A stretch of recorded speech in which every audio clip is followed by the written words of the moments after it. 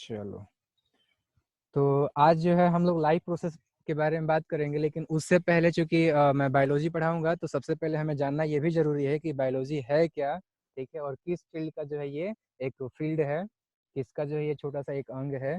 तो देखो, ये जो है आपका साइंस का अंग है, और साइंस क्या होता है पहले उसको भी जान लेते हैं। तो देखो, साइंस का अगर कोई आपसे डेफिनेशन पूछता है साइंस है क्या, तो आप लोग यही बताएंगे, और इसको ध्यान से समझिए कि साइंस जो है आपका वो अभी तक जब से आदमी जो है इस पृथ्वी पर है और समझना स्टार्ट किया है तब से लेकर के आज तक 3 तरीकों से जो उसने सीखा हुआ है अपना नॉलेज। एक है आपका एक्सपीरियंस। आदमी का जैसे जैसे उम्र जो है बढ़ता है वो अपने शरीर में या फिर आसपास में जो है कुछ चीजें वो महसूस करता है, एक्सपीरियंस करता है, तो वो चीजें हो गया। दूसरा कि वो ऑब्जर्व करता है। ऑब्जर्वेशन करने का मतलब ये हुआ ना कि वो चीजों को जो है देखता है, ठीक है। वो देखने का जो प्रोसेस है, ऑब्जर्वेशन में, लुक में, वॉच में जो थोड़ा बहुत डिफरेंस होता है, ठीक है।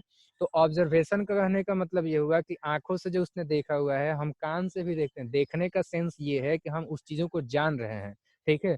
तो हम किसी चीजों के बारे में जो है, अगर आंख से हो, कान से हो या स्किन से हो, मतलब सेंस ऑर्गन जो है उनके जरिए अगर चीजों को जो हम लोग जांच रहे हैं, तो जानना ही आपका कहलाता है ऑब्जर्वेशन। तो सेकंड था आपका ऑब्जर्वेशन, एंड थर्ड होता है आपका एक्सपेरिमेंट। तो एक्सपीरियंस, ऑब्जर्वेशन और एक्सपेरिमेंट, इन तीनों से ही आदमी ने आज तक जो भी चीजें सीखा हुआ है उसका जो सीक्वेंस में, यानी कि वेल ऑर्गेनाइज जो नॉलेज होता है, उसी को हम लोग बोलते हैं साइंस। यानी कि साइंस का डेफिनेशन बोल सकते हो आप लोग कि science is the systematically well organized knowledge which humans have obtained through their experiences, observations and experiments. तो ये हो गया आपका साइंस का डेफिनेशन। साइंस का जो है, अब बात करते हैं कि कितने ब्रांचेज होते हैं। देखो, साइंस का ब्रांच का कोई लिमिट ही नहीं है, बहुत सारे जो है आपके ब्रांचेज हैं, लेकिन मुख्य रूप से जो है उसको 4 ब्रॉड कैटेगरीज में जो है बांटा गया है। एक है आपका नेचुरल साइंस, दूसरा है आपका जो है जिसमें सोशल के बारे में पढ़ते हो यानी कि सोशल साइंस है, तीसरा होता है आपका जो है फॉर्मल साइंस, इस तरीके से चौथा होता है एक अप्लाइड साइंस। नेचुरल साइंस में जो है आप नेचर्स के बारे में पढ़ते हो, नेचुरल फेनोमेना के बारे में पढ़ते हो। सोशल साइंस में जो है आप सोशल रिलेशनशिप, सोसाइटी, ह्यूमन के जो बिहेवियर्स हैं उन सब के बारे में पढ़ते हो, ठीक है। और तीसरा जो है आपका फॉर्मल साइंस, उसमें जो लॉजिक हो गया, रीजन हो गया, ठीक है, जैसे कि रीजनिंग वगैरह हम लोग पढ़ते हैं, ठीक है। तो लॉजिस्टिक जो भी लैंग्वेजेस होते हैं ना, उन सब के बारे में पढ़ते हैं। और आपका जो है चौथा हो जाएगा अप्लाइड साइंस, जिसमें कि हम लोग जो भी नेचुरल साइंस में या अदर साइंस में लोग पढ़ रहे हैं उसका उपयोग करके, यूज करके जो है नए नए टेक्नोलॉजी को डेवलप करते हैं और वहां से भी कुछ चीजें सीखते हैं। तो वो हो गया आपका अप्लाइड साइंस। तो खैर, ये तो रहा बैकग्राउंड कि साइंस क्या होता है, उसके जो कौन कौन से टाइप्स होते हैं, ब्रांचेज होते हैं। एंड उसी में जो नेचुरल साइंस का, उसको फिर से अगर कैटेगराइज करें ना, तो 2 कैटेगरी में हम लोग उसको बांट सकते हैं। एक है आपका ये फिजिक्स यानी कि फिजिकल साइंस, ठीक है। दूसरा हो जाएगा आपका जो है बायोलॉजिकल साइंस। तो फिजिकल साइंस कहने का मतलब हो गया कि जो नेचर है, ठीक है, नॉन लिविंग थिंग्स। तो नेचुरल फेनोमेनन के बारे में जो भी आप पढ़ाई कर रहे हो, सारा का सारा जो है फिजिक्स के ब्रांच के अंदर में आएगा। और जीवो यानी कि लिविंग थिंग्स जो है उनके बारे में जो भी आप स्टडी कर रहे हैं, वो है आपका बायोलॉजिकल साइंस या फिर कह सकते हो बायोलॉजी, ठीक है। फिर जो है आपका फिजिकल साइंस फर्दर डिवाइड होता है। खैर, वो हमारा सब्जेक्ट नहीं है, टॉपिक नहीं है। हमारा टॉपिक था बायोलॉजिकल साइंस। तो बायोलॉजिकल साइंस जो है फर्दर जब डिवाइड करते हैं ना, तो वो 3 ब्रॉड कैटेगरी में बढ़ता है। एक है आपका माइक्रोबायोलॉजी, दूसरा है आपका बोटनी और तीसरा है आपका जूलॉजी। तो ये 3 ब्रॉड कैटेगरी ऑफ बायोलॉजी हैं। तो इसमें जब बात करते हैं हम लोग 3 कैटेगरी में, तो एक आता है आपका जूलॉजी। जूलॉजी जो वर्ड है वो आपका जुआ से आया हुआ है और लॉजी से आया है। जुआ का मतलब होता है एनिमल, और आपका जो लॉजी है उसका मतलब होता है स्टडी। तो ये study of animal and associated events हैं, ठीक है, वो सारे जो है मिलकर कहलाते हैं आपके जो है जूलॉजी, ठीक है। तो ये जूलॉजी ब्रांच ऑफ साइंस हो गई, जिसमें कि हम लोग लिविंग सॉरी एनिमल्स के बारे में स्टडी करते हैं। और दूसरा है आपका ब्रांच ऑफ साइंस, जिसमें कि हम लोग प्लांट्स के बारे में स्टडी करते हैं, उसको हम लोग बोलते हैं बोटनी। एंड थर्ड वन है जिसमें कि हम लोग स्टडी करते हैं माइक्रो ऑर्गेनिजम्स के बारे में, उनके हिस्ट्री के बारे में, उनसे संबंधित जो भी कैरेक्टरिस्टिक्स हैं, ठीक है, या जो भी उनसे संबंधित चीजें हैं, फैक्ट्स हैं, उनके बारे में। तो वो हो गया आपका माइक्रोबायोलॉजी, ठीक है। एंड इन सबके फादर्स का भी नाम याद रखना आप लोगों के लिए जो है बेहद जरूरी है। तो देखो, जो बायोलॉजी है या फिर आपका जोलॉजी है, इन दोनों के जो फादर हैं वो एरिस्टटल हैं, जिसको कि हिंदी में हम लोग अरस्तु भी कहते हैं। और जो आपका बोटनी है उसके जो फादर है वो थियोफ्रेस्टस हैं। और तीसरा जो एक ब्रांच था जिसका नाम है आपका माइक्रोबायोलॉजी, उसके फादर हैं आपके ये एंटोनी वॉन लीवेनहोए। कहीं कहीं पर जो है आपका लुई पास्चर का भी देता है। ठीक है, तो ये दोनों ही जो साइंटिस्ट हैं काफी महानतम साइंटिस्ट में से जो है एक एक हैं। इस वजह से जो है दोनों को कहीं कहीं पे नाम देता है। लेकिन आप लोग याद रखेंगे एंटोनी वॉन लीवेनहोए, जिन्होंने कि बैक्टीरिया का डिस्कवरी किया था, जिन्होंने कि पहली बार किसी एक जीवित माइक्रो ऑर्गेनिज्म को जो है देखा था। ठीक है, तो ये चीजें हैं। तो ये तो रहा आपका साइंस के हिस्ट्री के बारे में, एक्चुअली मतलब उनके बैकग्राउंड के बारे में। अब जो हम 10th के बायोलॉजी की बात करते हैं, तो 10th में आप लोग क्या पढ़ने वाले हो, पहले जो हम उस बात को समझेंगे। ठीक है, हालांकि डायरेक्टली मैं फर्स्ट लेसन आज स्टार्ट नहीं करूंगा, मैंने पहले भी कहा था हम क्या 10th में पढ़ेंगे वो चीजें जो है आज मैं बताऊंगा। ठीक है, सो पहला जो टॉपिक है वो तो लाइफ प्रोसेस है। ठीक है, और इसमें हम लोग क्या क्या पढ़ने वाले हैं, तो एक्चुअली देखो, जो पहला चैप्टर है, दूसरा चैप्टर है, तीसरा चैप्टर है, चौथा चैप्टर है और पांचवा, एक्चुअली 10th का जितना भी चैप्टर है ना, लगभग लगभग जो है ये आपका आदमी मतलब टोटल तो आदमी से रिलेटेड है ही। ठीक है, और उसमें से जो मैक्सिमम जो चैप्टर है वो आपका लाइफ प्रोसेस से ही रिलेटेड है। ठीक है, जैसे बात करो, देखो लाइफ प्रोसेस जो यहाँ पे टर्म आ रहा है, पहले चैप्टर का जो नाम आ रहा है, इसको समझने से पहले हमें ये समझना पड़ेगा कि लाइफ क्या होता है। ठीक है, और उसको समझने के लिए जो है हमें ये जानना जरूरी है कि, एक मिनट रुक जाओ, लिविंग बीइंग। ठीक है, दूसरा आपका नॉन लिविंग बीइंग। तो लिविंग और नॉन लिविंग बीइंग क्या होता है, ये जानना और समझना जो हमारे लिए जरूरी है, ताकि हम समझ पाएंगे कि लाइफ प्रोसेस है क्या। तो एक है आपका नॉन लिविंग बीइंग, मैंने शॉर्ट में लिख दिया, और दूसरा है आपका लिविंग बीइंग। तो इन दोनों में क्या डिफरेंस है, चलो देखो। किसी भी चीज को जब तुम देखते हो, ये दोनों जो है आपके ऑब्जेक्ट होते हैं, मटेरियल होते हैं। ठीक है, तो ऑब्जेक्ट कहने का मतलब जिसमें वेट हो, जो जगह घेरे, तो दोनों में ही होता है। ये जो है दोनों में समान कैरेक्टरिस्टिक होता है, कई बार डिफरेंस नहीं पूछ करके दोनों में जो है समानता पूछ देगा, तो आप लोग को ये ऑब्जेक्ट का जो डेफिनेशन होता है ना, वो आप लोगों को लिखना पड़ेगा। फिर बात करते हैं कि कोई भी जो ऑब्जेक्ट है उसको लिविंग कब मानेंगे, कैसे मानेंगे। तो आप लोग जो है बहुत छोटे छोटे क्लासों से ही पढ़ते आ रहे हो कि जिसमें जो है आपका ग्रोथ होता हो, उसमें जो है मूवमेंट होता हो, जो न्यूट्रिशन करता हो, जो रेस्पिरेशन करता हो। ठीक है, इस तरह के बहुत सारी चीजें देखे हैं। अगर इसमें से भी हम लोग देखें, जैसे अपने आसपास में जो तुम देख रहे हो, तो आप मक्खी अगर होंगे तो मान लो, अगर मक्खी हैं तो उनको आप लोग सजीव मान रहे हो, लिविंग थिंग्स मान रहे हो। इसके पीछे रीजन क्या है, रीजन ये है कि उसको देख रहे हो कि वो हरकत कर रहा है, मूवमेंट कर रहा है। ठीक है, तो एक जो है हमारे दिमाग में ख्याल आता है, या फिर जो है हमारे दिमाग में पहला इमेज बनता है कि सजीव का मतलब जो कि एक जगह से दूसरी जगह तक गति करे। ठीक है, लेकिन ये हमेशा सही नहीं है। मतलब मूवमेंट जो है, ये मैं जो बोल रहा हूँ, ये दो प्रकार का मूवमेंट होता है। एक जो है आपका मूवमेंट दिखाई देता है, और एक जो है आपका दिखाई नहीं देता है। अगर आप कहोगे कि जिससे मूवमेंट होगा उसी को लिविंग थिंग्स मानेंगे, तो फिर पौधे तो मूवमेंट नहीं करते हैं, तो फिर उसको लिविंग थिंग्स नहीं मानेंगे। तो ये दिक्कतें होती हैं। तो एक चीज आप लोगों को ध्यान रखना है कि मूवमेंट जो है वो आपका लाइफ का एक क्राइटेरियन तो है, लेकिन जो विजिबल मूवमेंट होता है वो काफी नहीं होता है। सिर्फ उसके अकॉर्डिंग हम लोग नहीं कह सकते हैं। तो मूवमेंट कैरेक्टरिस्टिक है, लेकिन जो आपका विजिबल मूवमेंट है, सिर्फ उससे ही हम लोग क्राइटेरिया डिसाइड नहीं कर सकते हैं कि भाई ये लाइफ सॉरी लिविंग बीइंग है या फिर नहीं है। दूसरा आप लोग बात करते हो ग्रोथ की, बढ़ता है। जैसे मान लो कि पौधों को जो है, अगर आप लोग कहते हो कि मूवमेंट नहीं हो रहा है, लेकिन आप लोग अपना ये कारण दे सकते हो कि सर ये मूवमेंट नहीं कर रहा है, लेकिन इसमें डेवलपमेंट होता है, इसमें जो है विकास होता है, वृद्धि होता है, ग्रोथ होता है। तो इसको देख करके हम लोग कह सकते हैं कि ये सजीव है, क्योंकि 10 दिन पहले मैंने देखा था तो कोई एक पौधा था जो कि अब छोटा था, 10 दिन बाद मैंने देखा तो वो बड़ा हो गया। तो इस हिसाब से हम बोल सकते हैं कि भाई पौधा जो है ये ग्रोथ करता है, इस वजह से ये आपका जो है सजीव है। लेकिन ये भी काफी नहीं है, क्योंकि ये जो ग्रोथ होता है ये निर्जीव में भी होता है, सब में नहीं होता है, लेकिन कुछ में होता है। जैसे देखो, आप ये ज्योग्राफी के क्लासेस में पढ़े होंगे कि जो आपका ये हिमालय है वो 2 सेंटीमीटर जो है पर ईयर करके बढ़ते जा रहा है, उसका ऊंचाई हाइट जो है बढ़ रहा है। तो उसका अगर ग्रोथ हो रहा है तो क्या वो भी सजीव हो जाएगा? नहीं। ठीक है, तो ये जो है सिर्फ दो क्राइटेरिया के आधार पर नहीं कह सकते हैं, लेकिन मुख्य रूप से देखें तो ये दोनों जो है सजीवों को पहचानने में, मैक्सिमम सजीवों को यानी कि लिविंग थिंग्स को पहचानने में जो है महत्वपूर्ण क्राइटेरिया बनता है, इंपॉर्टेंट क्राइटेरियन में से एक है। तो एमसीक्यू में से ये क्वेश्चन जो है आ सकता है, ठीक है। तो ये सब चीजें हैं। अब बात करेंगे हम लोग, तो फिर मेन रीजन क्या है। अगर आप लोग, अगर ये आपके दिमाग में ये क्वेश्चन आ रहा है होगा कि देखो, दो का मैंने तो काट दिया कि भाई दोनों के हिसाब से नहीं कर सकते। अब देखो रेस्पिरेशन का बात करते हैं, तो अगर रेस्पिरेशन कोई आदमी जो है 10 सेकेंड के लिए सांस नहीं ले रहा है, तो क्या उसको हम लोग अब निर्जीव कहेंगे? नहीं कहेंगे। तो ये भी क्राइटेरिया जो है पूरी तरह से सही नहीं हुआ।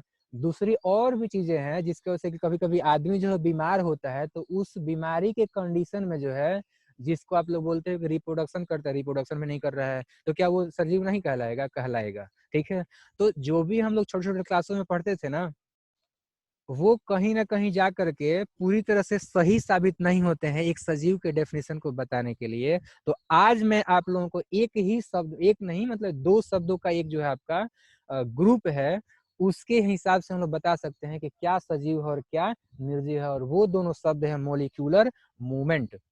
जिस भी ऑब्जेक्ट के अंदर में मोलिक्यूलर मूवमेंट हो रहा होगा, ठीक है, अपने आप से, किसी भी बाहरी हस्तक्षेप से नहीं, ठीक है, तो उसको हम लोग कहेंगे आपका जो है मोलिकुलर मूवमेंट। जिसमें ये मोलिकुलर मूवमेंट नहीं होगा वो आपका जो है सजीव होगा ही नहीं, वो मर जाएगा, ठीक है। जैसे एक रोगी के बारे में बात कर रहे थे, जैसे कमा में जो आदमी होता है, वो आदमी बोल नहीं पाता, चल नहीं पाता है, ठीक है, तो वो बेहोश हालात में अगर हो तो वो आपका जो है अदर भी प्रोसेस नहीं कर पाता है, तो उसको हम लोग सजीव तो बोलेंगे। क्यों बोलेंगे? कि उसके बॉडी के अंदर में अभी भी जो है मोलिकुलर मूवमेंट हो रहा है। तो सबसे पहले आपको जानना पड़ेगा ये मोलिकुलर मूवमेंट क्या है। तो सबसे पहले मैं उसी को समझा देता हूँ। देखो, मैं अभी बता रहा था कि दोनों ही नॉन लिविंग हो या लिविंग हो, ये दोनों जो है आपके ऑब्जेक्ट हैं, ठीक है। और ऑब्जेक्ट जो होते हैं ना, वो आपके जो है बहुत ही टाइनी टाइनी मॉलिक्यूल से मिलकर बने होते हैं। तो आपका लिविंग या नॉन लिविंग दोनों ही आपका मॉलिक्यूल से मिलकर बना हुआ है। ये बात अलग है कि दोनों का जो स्ट्रक्चर वो आपका एक दूसरे से जो थोड़ा डिफरेंट है, ठीक है। देखो बता रहा हूँ, जो आपका ये लिविंग थिंग्स होते हैं ना, इनके जो मॉलिक्यूल्स होते हैं वो सभी एक दूसरे से मिल करके जो है और फिर जा करके कुछ छोटे छोटे ऐसे स्ट्रक्चर बनाते हैं, ऐसे जो है आपके ऑर्गेनल बनाते हैं, जिसमें कि कुछ स्पेशल वर्क होता है। और बहुत सारे जो ऑर्गेनल बनते हैं वो एक ग्रुप बनाते हैं, एक जो है आपके ऑर्गेनाइजेशन बनाते हैं, और फिर जो है वो मिल करके कुछ ऐसे कामों को कर पाता है जिसकी वजह से कि वो पूरा जो सेल है वो आपका जीवित रह पाता है। और फिर ऐसे ही जो है बहुत सारे सेल मिल करके एक ग्रुप बनाते हैं, एक टिश्यूज बनाते हैं, जो कि एक स्पेशल वर्क करता है, एक खास प्रकार का वर्क करता है। और जिसके वजह से कि बहुत सारे अगर टिश्यूज एक साथ मिलकर काम करते हैं तो एक अंग बनता है, जो कि अगेन एक बृहद स्तर पर, बड़े स्तर पर जो है एक स्पेशल वर्क करता है। ऐसे ही जो ऑर्गन सिस्टम होता है, जो कि बहुत सारे अंगों का एक ग्रुप होता है और वो मिलकर के एक स्पेशल वर्क करता है। ऐसे ही बहुत सारे आपके जो है ऑर्गन सिस्टम मिल करके और फिर अगेन जो है एक बॉडी का निर्माण करते हैं। और वो जो बॉडी है उसमें जिंदगी को बनाए रखने के लिए जितनी भी आवश्यक प्रक्रियाएं होती हैं वो सभी को करती हैं। तो मुख्य रूप से देखें तो जिंदगी को बनाए रखने के लिए जो काम है वो सबसे छोटे स्तर पर जो है वो आपका कोशिका पर हो रहा है, कोशिका के अंदर में हो रहा है। कोशिका में भी बात करें तो वो कहाँ हो रहा है? ऑर्गेनल के अंदर में। और ऑर्गेनल के अंदर में भी बात करें तो कौन कर रहा है? मॉलिक्यूल कर रहा है। अच्छा, कैसे कर रहा है ये भी आप लोग सोचो। देखो, हम जो है एक इन्वायरमेंट के अंदर में रहते हैं जिसमें कि चीजें बनती हैं, बिगड़ती हैं। जैसे मॉलिक्यूल जो है यहाँ से वहां जा रहा है, वैसे ही हमारे शरीर के अंदर में जो भी क्रिया हो रहा है वो चूंकि बना हुआ है मॉलिक्यूल्स से, तो वो तुम्हारा जो है डिस्ट्रॉय भी होता है, नया सिंथेसाइज भी होता है, ठीक है। तो इसके वजह से क्या है कि उन सभी जगहों तक, यानी कि मॉलिक्यूलर जो आपके जगह हैं सेल के अंदर में स्पेस है, वहां तक जो है मॉलिक्यूल्स को जाना पड़ेगा। वहां पे जो आपके वेस्ट बन रहे हैं वहां से जो उसको बाहर निकालना पड़ेगा। तो इस वजह से क्या हो रहा है, सेल के अंदर में जो है मॉलिक्यूल्स आ रहे हैं और जा रहे हैं, यानी कि मॉलिक्यूलर मूवमेंट हो रहा है। अगर नहीं जाएगा, नहीं आएगा, तो इस वजह से जो है वो सेल डेड हो जाएगा और फिर जो है आपका आदमी भी नहीं रह पाएगा जीवित, ठीक है। तो ये चीजें हैं आपका मोलिकुलर मूवमेंट। यानी कि मुख्य रूप से बात करें तो मोलिकुलर मूवमेंट की वजह से ही आपका जो है लिविंग लिविंग है, और मोलिकुलर मूवमेंट के नहीं होने की वजह से ही आपका जो है नॉन लिविंग नॉन लिविंग है। तो ये आपका हो गया ठोस एक कारण, ठीक है। अब बात करते हैं, तो जब हमने जिक्र किया मॉलिक्यूल्स को जो है शरीर के अंदर लेके जाना ताकि वो अपने शरीर के अंदर में ऐसी क्रियाओं को कर सके जिसकी वजह से कि वो जिंदा रहता है, और वैसी ही प्रक्रियाओं को हम लोग बोलते हैं लाइफ प्रोसेस। तो लाइफ प्रोसेस क्या है? तो लाइफ प्रोसेस वो सारी क्रियाएं होती हैं जिनके कि एक साथ किसी भी शरीर के अंदर में होने के वजह से ही वो जिसका शरीर होता है, बॉडी होता है, वो प्राणी जो है, वो ऑर्गेनिज्म जो है जीवित रह पाता है, और उसका शरीर का जो ऑर्गेनाइजेशन है वो अपना मेंटेन होता है। और शरीर के ऑर्गेनाइजेशन का मेंटेन कहने का मतलब ये हुआ कि उसमें जो सेल हैं अगर मर रहे हैं तो उसके जगह पर दूसरा बन रहा है, उसमें जो टॉक्सिक है उसको बाहर निकाला जा रहा है। जैसे गाड़ी का मेंटेनेंस करते हैं कि खराब मोबिल को बाहर निकाल देते हैं और जो है फिर से उसमें अच्छा वाला मोबिल डालते हैं, जो भी खराब पार्ट्स होता है उसको बाहर निकालते हैं और फिर से उसके जगह पे जो अच्छा पार्ट्स लगाते हैं। तो ये हो गया आपका मेंटेनेंस, बॉडी का मेंटेनेंस। तो बॉडी का मेंटेनेंस करने वाले वे सारे प्रोसेस जिनके वजह से कि हमारा बॉडी जो है अलाइव रहता है, वो सारा प्रोसेस कहलाता है लाइफ प्रोसेस। तो उम्मीद है कि ये आप लोगों को समझ में आ गया होगा। अब लाइफ प्रोसेस अगर एग्जाम्पल करें कि वो कौन कौन से क्रियाएं हैं जिसकी वजह से कि हम लोग जिंदा रह पाते हैं, तो उसमें सबसे पहला आ जाएगा कि लाइफ प्रोसेस को करने के लिए आपको जो है एनर्जी चाहिए, ठीक है। बिना एनर्जी का जो है एक्शन होगा ही नहीं अपने आप से। तो इस वजह से हमको जिनसे एनर्जी मिलता है वो सारे जो है बॉडी के अंदर में डालने पड़ेंगे। यानी कि हमें एनर्जी किससे मिलता है? फूड से बनता है, मिलता है। तो वो सारे जो फूड हैं उनको एक्सटर्नल आउटसाइड द बॉडी जो भी सोर्सेज हैं उन सब से जो हमें इनसाइड द बॉडी इनटेक करना पड़ेगा, लेना पड़ेगा। तो ये सब चीजें हैं। अब ये जो मैं फूड बोल रहा हूँ एक्चुअली ये है क्या? ये जो है कुछ ऑर्गेनिक जो है आपके सबस्टांसेज हैं जिनसे कि हमें एनर्जी या फिर हमारे बॉडी के अंदर में आवश्यक जो संरचनाएं हैं, ऑर्गेनाइजेशंस हैं, प्रोसेस हैं, उन सब के लिए जो है रॉ मटेरियल को बनाया जाता है हमारे बॉडी के अंदर में। तो इसलिए फूड को हमारे बॉडी के अंदर में लेना जरूरी है। और दूसरा बात करूं तो अब ये फूड हो गया, तो फूड से जो हमें एनर्जी लेना है ताकि जो हमारे बॉडी के अंदर में लाइफ प्रोसेस को कर सकें। लाइफ प्रोसेस बिना एनर्जी का तो होगा नहीं, तो फूड के साथ साथ में हमें जो है अब एनर्जी निकालना पड़ेगा। तो देखो, जब फूड को हम लोग शरीर के अंदर में लेते हैं और उसका यूटिलाइजेशन करते हैं तो इस प्रोसेस को हम बोलते हैं न्यूट्रिशन। तो ये जो है हमें पहले चैप्टर में पढ़ना है। अब जब हमारे शरीर के सेल तक जो है आपका जब ग्लूकोज या फिर अदर जो आपके न्यूट्रिएंट्स जब पहुंच गए हैं तो उनसे हमें एनर्जी निकालना है। तो इस वजह से एक दूसरा हमें काम करना पड़ेगा, उसको ऑक्सीडाइज करना पड़ेगा। और ऑक्सीडाइज करने के लिए जो है हमें ऑक्सीजन की जरूरत पड़ेगी, और फिर उसके लिए भी हम लोग रेस्पिरेशन करेंगे। तो ये जो है हमारा इस चैप्टर का दूसरा टॉपिक होगा, रेस्पिरेशन। ठीक है, रेस्पिरेशन जो है वो आपका वो प्रोसेस होता है जिसमें कि हम लोग इन्वायरमेंट्स यानी कि आउट से द बॉडी जो भी आपका एयर है उसमें से हम लोग ऑक्सीजन को इनहेल करते हैं, सांस लेते हैं, और फिर जो है उसका यूज करते हैं ताकि जो है ग्लूकोज के ऑक्सीडाइजेशन से एनर्जी निकले और उस एनर्जी का जो है हम लोग अदर बहुत सारे कामों में यूज करें, जैसे कि अपने शरीर के विकास के लिए, जैसे कि आपके शरीर का जो भी सेल डैमेज हो गया है उसको रिपेयर करने के लिए, अदर भी बहुत सारे प्रोसेस हैं। ठीक है, तीसरा बात करूं, जब आपका एनर्जी बन गया तो देखो एनर्जी है, ऑक्सीजन, एनर्जी को अभी बाद में बात करते हैं, फूड है और ऑक्सीजन है। देखो ये दोनों जो है हम लोग ले तो रहे हैं नाक से, मतलब कि दोनों नाक से नहीं मुंह से ले रहे हैं, लेकिन ऑक्सीजन जो है नाक से ले रहे हैं। तो किसी खास अंग से ले रहे हैं हम, लेकिन ये हमारे शरीर के जो है सभी अंगों के लिए जरूरी है। और जब ये सभी अंगों के लिए जरूरी है तो फिर इस हमारे बॉडी के अंदर में कुछ ऐसे प्रोसेस होने चाहिए और कुछ ऐसे सिस्टम होने चाहिए जिसके जरिए कि एक शरीर के जो है एक हिस्से से दूसरे हिस्से तक जो है चीजों को पहुंचाया जा सके। और इस वजह से जो है एक हमारा तीसरा सिस्टम होता है या फिर जो है प्रोसेस होता है ट्रांसपोर्ट सिस्टम, या प्रोसेस का बात करूं तो ट्रांसपोर्ट प्रोसेस। ठीक है, जिसको हम लोग सर्कुलेशन भी बोलेंगे, ब्लड सर्कुलेटरी सिस्टम के बारे में पढ़ोगे, लिम्फ सिस्टम के बारे में पढ़ोगे। तो ये आपका जो है इस चैप्टर का तीसरा टॉपिक होगा। एंड चौथा है कि जब ये ऑक्सीडाइजेशन ऑफ फूड होता है ना, तो इसमें कुछ टॉक्सिक सबस्टांसेस बनते हैं, अनवांटेड वेस्ट मटेरियल बनते हैं। तो उनका जो हमारे शरीर में यही नहीं कि सिर्फ काम ही नहीं है, बल्कि वो हमारे शरीर में अगर जमा भी होते हैं ना तो वो हो सकता है कि हार्म भी पहुंचाए, हमें हार्म करें, नुकसान पहुंचाएं। इस वजह से उनका जो शरीर से बाहर निकालना भी जरूरी है। और इस वजह से इस चैप्टर के अंदर में जो है आप एक चौथा टॉपिक पढ़ोगे जिसका नाम है आपका एक्सक्रीशन। ठीक है। तो ये आपका इस टॉपिक के अंदर में जो है, इस चैप्टर के अंदर में जो है 4 आप लोग टॉपिक करोगे। इसके अलावा जो है दूसरे चैप्टर में, इस चैप्टर के अगले चैप्टर में जो है 10th क्लास में आप लोग पढ़ोगे कि इन सभी कामों को जो है रेगुलेट कौन करता है, कंट्रोल कौन करता है, एक ही साथ में कौन करवाता है। तो वो है आपका कंट्रोल एंड कोऑर्डिनेशन चैप्टर, जो कि अगेन एक आपका जो है लाइफ प्रोसेस ही है, तो उसको पढ़ेंगे। एंड इसके बाद जो है आप लोग रिप्रोडक्शन के बारे में पढ़ोगे। इसके अलावा जो है वो भी एक लाइफ प्रोसेस है। इसके अलावा जो है आप लोग इवोल्यूशन के बारे में, यानी कि थोड़ा बहुत हिस्ट्री के बारे में पढ़ोगे, और जो है आपका जेनेटिक्स के बारे में पढ़ोगे।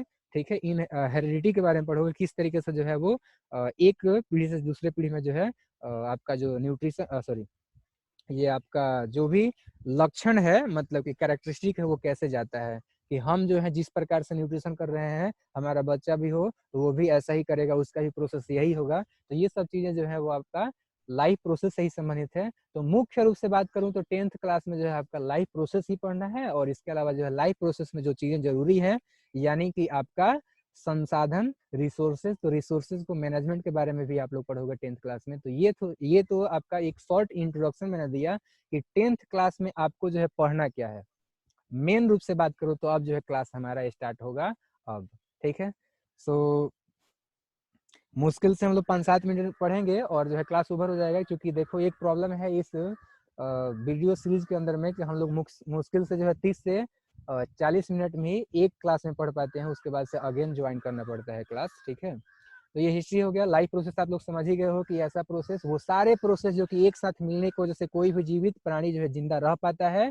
ठीक है, और उसके बॉडी में जितने भी ऑर्गेनाइजेशन होते हैं, जैसे कि आपका सेल लेवल पर ऑर्गेनाइजेशन, चाहे बॉडी लेवल पर ऑर्गेनाइजेशन, चाहे जो टिश्यू लेवल पर ऑर्गेनाइजेशन, चाहे जो आपका ऑर्गन सिस्टम लेवल का ऑर्गेनाइजेशन, ये सारे ऑर्गेनाइजेशन जो है बने रहते हैं। अगर कोई भी अगर डैमेज होता है ऑर्गेनाइजेशन का कोई एक यूनिट, तो वो जो है आपका अगेन रिपेयर होता है। ठीक है, तो ये हो गया। दूसरा, न्यूट्रिशन का मैंने डेफिनेशन अभी बताया हुआ था कि न्यूट्रिशन जो है ऐसा प्रोसेस होता है जिसमें कि हम लोग अपने शरीर के बाहरी सोर्स से जो है अपने न्यूट्रिएंट्स को, अपने लिए यूजफुल न्यूट्रिएंट्स को जो है इनटेक करते हैं, बॉडी के अंदर में लेते हैं और उसका उपयोग करते हैं, ताकि उससे कुछ ऐसे स्मॉलर मॉलिक्यूल्स बनाए, एनर्जी बनाए, जिसका उपयोग करें हम लोग बहुत सारे बायोलॉजिकल एक्टिविटीज में, जैसे कि रिपेयर करना, जैसे कि आपका जो है ये मूवमेंट करना, चाहे जिसके अलावा जो हो जाएगा आपका रेस्पिरेशन करना, या फिर दूसरे जितने भी हैं वो सब लाइफ प्रोसेस हो सकते हैं। तो ये चीजें हो गया आपका जो है न्यूट्रिशन। और न्यूट्रिशन का बात करूँ तो मोड ऑफ न्यूट्रिशन क्या होता है, तो मोड ऑफ न्यूट्रिशन और न्यूट्रिएंट्स, हम लोग जो है यहाँ पर हमने लिखा हुआ है कि न्यूट्रिएंट्स या फिर फूड को जो है इंजेस्ट करते हैं। तो न्यूट्रिएंट्स क्या होता है, न्यूट्रिएंट्स जो है वो सारे मॉलिक्यूल्स होते हैं जिनका कि हमारे बॉडी में यूज होता है बहुत सारी चीजों को बनाने के लिए, या फिर जो है बहुत सारे चीजों को रेगुलेट करने के लिए, प्रोसेस को जो है रेगुलेट करने के लिए। एक सेकेंड, हाँ चलो। दूसरा है आपका, ये जो न्यूट्रिएंट्स है ना, ये जिन पदार्थों से हमें मिलते हैं, जिन चीजों को हम लोग जो है अपने बॉडी के अंदर में डालते हैं और उन्हीं पदार्थों से हमें न्यूट्रिएंट्स मिलते हैं, उन्हीं पदार्थों को हम लोग बोलते हैं न्यूट्रिएंट्स। यानी कि न्यूट्रिएंट्स का सोर्स हो गया आपका जो है फूड, और इस फूड का जो है दो ठो सोर्स होता है, एक एनिमल सोर्स होता है और एक जो है आपका प्लांट सोर्स होता है। तो खैर ये हो गया न्यूट्रिएंट्स, न्यूट्रिएंट्स को हम लोग जो है लेते हैं। ठीक है, और इसके अलावा जो है जिस जिस प्रोसेस के द्वारा हम लोग न्यूट्रिएंट्स को जो है ऑब्टेन करते हैं, उसी प्रोसेस को हम बोलते हैं मोड ऑफ न्यूट्रिशन। तो अब हमारा जो अगला टॉपिक है वो हम लोग ये जानने वाले हैं कि मोड ऑफ न्यूट्रिशन क्या क्या होता है। तो दो मोड ऑफ न्यूट्रिशन होता है, दो तरीके होते हैं, दो विधियां होती हैं आपका न्यूट्रिशन का। एक है ऑटोट्रॉपिक न्यूट्रिशन और दूसरा है आपका हेट्रोट्रॉपिक न्यूट्रिशन। तो ऑटो का मतलब क्या होता है और हेट्रो का मतलब क्या होता है, ये जो है आप लोगों को जान लेना चाहिए। ऑटो का मतलब हो गया सेल्फ, और ट्रॉफ का जो मतलब है वो हो गया आपका नरिशमेंट, या फिर जो है पोषण हिंदी में बोलूं तो, या फिर जो है आपका न्यूट्रिशन। ठीक है, तो ये हो गया आपका ट्रॉफ। और हेट्रो का मतलब होता है आपका, हेट्रो का मतलब हो गया आपका बिसाइड, सॉरी बिसाइड नहीं, सॉरी, उसको अदर बोल सकते हो, या फिर जो है आप लोग बोल सकते हो डिफरेंट, यानी कि अदर। सेल्फ मतलब खुद, और हेट्रो का मतलब हो गया अदर, मतलब कि दूसरा, यानी कि अदर यानी कि डिफरेंट, डिफरेंट बॉडी। ठीक है, तो देखो, और ट्रॉफ का मतलब न्यूट्रिशन, यानी कि मैं ये कहना चाह रहा हूँ कि ऑटोट्रॉफिक न्यूट्रिशन, न्यूट्रिशन का वो मोड होता है जिसमें कि कोई एक ऑर्गेनिज्म अपना जो फूड है, ऑर्गेनिक जो मटेरियल है उसको जो है वो दूसरे किसी से ऑब्टेन नहीं करता है, बल्कि खुद ही सिंथेसिस करता है। अपना जो ट्रॉफ है, न्यूट्रिशन है, वो खुद ही बनाता है, किसी दूसरे ऑर्गेनिक मटेरियल पर जो है डिपेंड नहीं करता है, बल्कि वो इनऑर्गेनिक सबस्टेंसेस को है अपने बॉडी में लेता है। जैसे कि उसमें आ जाएगा CO2, जैसे कि उसमें आ जाएगा वाटर, ये जो है आपका इनऑर्गेनिक होता है। बहुत सारे बच्चे जो है कंफ्यूज हो जाते हैं कि इनऑर्गेनिक ये CO2 कैसे हो जाएगा। देखो, ये जो ऑर्गेनिक होता है ना, हम लोग बायोलॉजी के अंदर में ऑर्गेनिक जिसका बात कर रहे हैं, उसका जो रिलेशन है वो है आपका लिविंग थिंग्स से। तो लिविंग थिंग्स से जो भी चीजें हमें मिलते हैं उसको ऑर्गेनिक बोलते हैं, और जो हमें जो है लिविंग थिंग्स से नहीं, एक्सटर्नल जो आपके कंपाउंड होते हैं उनसे मिलते हैं, उसको बोलते हैं हम लोग इनऑर्गेनिक सब्सटेंसेज। और केमिस्ट्री में जो है वो आपका कार्बन से संबंधित होता है, तो यहाँ पर कार्बन से आप लोग कंफ्यूज मत होना। तो ऑटोट्रॉफिक न्यूट्रिशन समझ में आ गया है कि ऑटोट्रॉफिक न्यूट्रिशन का वो मोड है जिसमें कि हम मतलब कोई भी ऑर्गेनिज्म इनऑर्गेनिक मॉलिक्यूल्स को लेकर के उसी से जो है अपना फूड तैयार करता है। दूसरा है आपका हेट्रोट्रॉफिक न्यूट्रिशन। तो हेट्रोट्रॉफिक न्यूट्रिशन का मैंने बताया था, हेट्रो का मतलब हो गया अदर और ट्रॉफ का मतलब हो गया न्यूट्रिशन। तो कोई भी ऑर्गेनिज्म अगर अपने ट्रॉफ को यानी कि न्यूट्रिशन को जो है अगर दूसरे किसी बॉडी से प्राप्त कर रहा है, दूसरे किसी लिविंग ऑर्गेनिज्म से प्राप्त कर रहा है, तो उसको बोलेंगे हम लोग हेट्रोट्रॉफिक न्यूट्रिशन। उस प्रोसेस को बोलेंगे हेट्रोट्रॉफिक न्यूट्रिशन, और वो जो है ऑर्गेनिज्म कहलाएगा हेट्रोट्रॉफ्स। और जो हेट्रोट्रॉफिक न्यूट्रिशन करता है, सॉरी ऑटोट्रॉफिक न्यूट्रिशन करता है, उसको जो बोलते हैं हम लोग ऑटोट्रॉफ्स। तो ये दो प्रकार के ऑर्गेनिज्म भी हो जाएंगे। तो खैर, वीडियो लेक्चर जो है यहीं पर मैं समाप्त करता हूँ। अगेन आप लोगों को ज्वाइन करना पड़ेगा। कितना टाइम बचा है? चलो, अभी टाइम तो है कुछ देर, अभी थोड़ा बहुत और पढ़ा देता हूँ। ठीक है, ठीक है। सो अब बात कर लेते हैं हम लोग ऑटोट्रॉफिक न्यूट्रिशन के जो है टाइप्स के बारे में। तो देखो, ऑटोट्रॉफिक न्यूट्रिशन को ही फर्दर हम लोग दो टाइप्स में बांट सकते हैं। एक होता है chemo autotrophic nutrition, chemo autotrophic nutrition, और दूसरा होता है आपका फोटो ऑटोट्रॉफिक न्यूट्रिशन। कीमो का मतलब केमिकल कंपाउंड, और आपका ट्रॉफ का मतलब आप लोग जानते ही हो कि न्यूट्रिशन।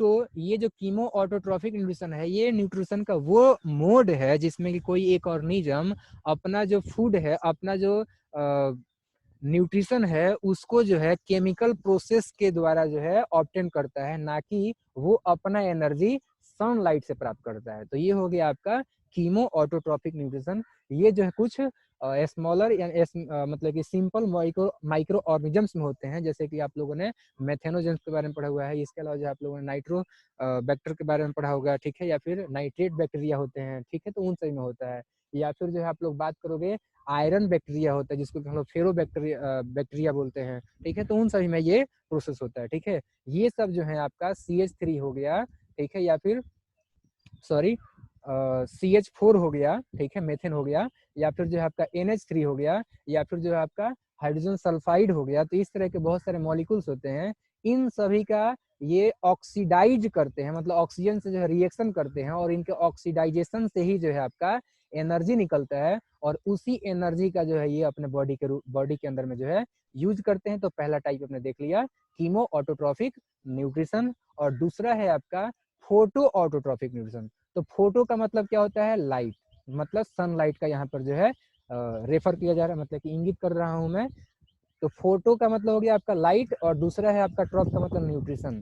तो ये जो है आपका फोटो ऑटोट्रॉफिक न्यूट्रिशन, न्यूट्रिशन का वो मोड हो गया जिसमें कि आपका न्यूट्रिशन यानी कि जो आपका फूड मटेरियल है वो जो है सिंथेसाइज किया जाता है, जो आपका सनलाइट है उससे आने वाले एनर्जी के द्वारा, in the presence of chlorophyll, और दो ठो रॉ मटेरियल से। कौन कौन सा? एक है आपका CO2 और दूसरा है आपका ऑक्सीजन, सॉरी CO2 और दूसरा है आपका जो है वाटर।